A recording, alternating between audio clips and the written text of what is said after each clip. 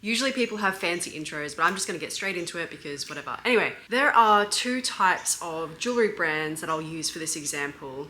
The first type is high-end, high fashion, very mysterious. And when I say mysterious, I mean there's not a lot of behind the scenes into who runs the business, or you don't really see much of their life. Then you have the handmade jewelers, and that's what I do. So over the years I've shared a lot of my personal life, I've let a lot of my personality through and bleed into my content. I've made the decision to be more open about who I am, what I'm doing, what my message is through my content. I've never had a crumb of mystery to my brand. That's physically impossible for me to do.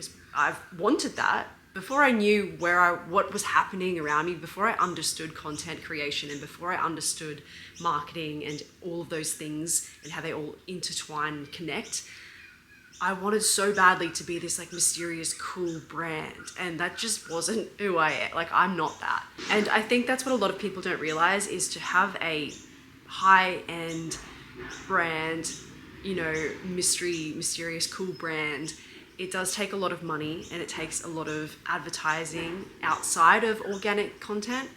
And that's why I think the fastest way to reaching your goals as a handmade jeweler is to just go all in on content creation, go all in on organic content, show your personality. And that's not to say that you have to talk about, here's my boyfriend, or this is what I'm having for dinner tonight. It can just be you're giving a tour of your studio, and you can speak in the language that you speak in, and you can tell jokes that you would normally tell. You would add your personality to just very normal forms of content. So, you could have a batch of jewelry that you're working on, and you can just talk about that. Of course, if you're looking for a very polished business, then that's probably not the right path for you. And if you're super committed to doing that, then awesome, go ahead and do it.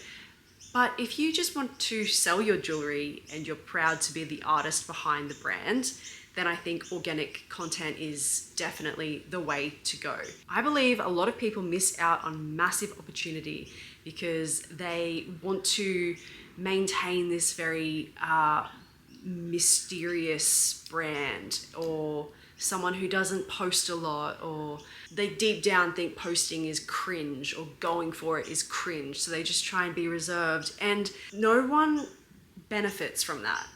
People don't see it because no social media platform really rewards that behavior unless you're a well-established brand, and they don't really care because people already know you.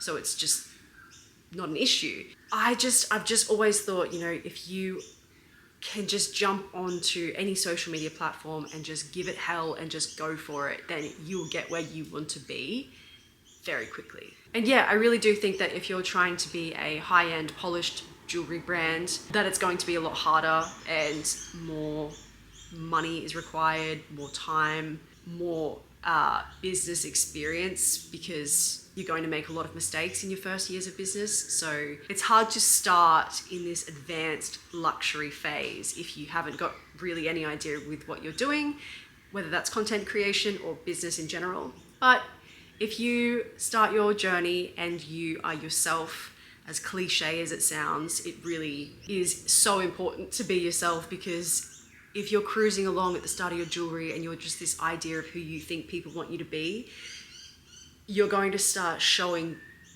glimpses of your real self, and that might be really great and people might really love it, or people might think, oh, hang on, this isn't what I signed up for, and then leave.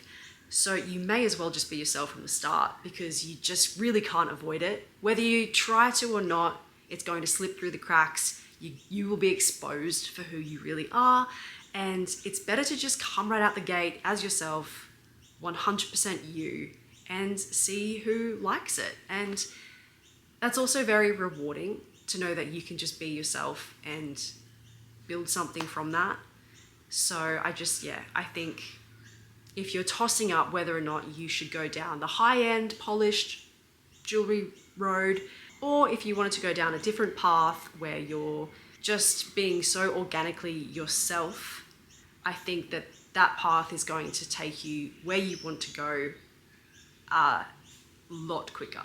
But that's just my opinion, and that's what has worked for me. And I have, by the way, I have chopped and changed what I've done this whole time so dramatically. And I just kept moving and trying new things until I found what really fit me and what really felt good to do. So try different things. Don't feel like you need to be boxed into the niche, because you are the niche, you are the business. And that's the beauty of being yourself, is because you can be consistently yourself. If you're trying to be something else, it's very hard to maintain that image, because it just takes so much effort to not be who you are. And I think if you can just truly be yourself, post whatever you want to post, make sure it aligns with the values of your customers and your audience, then I think you will be very successful in what you do.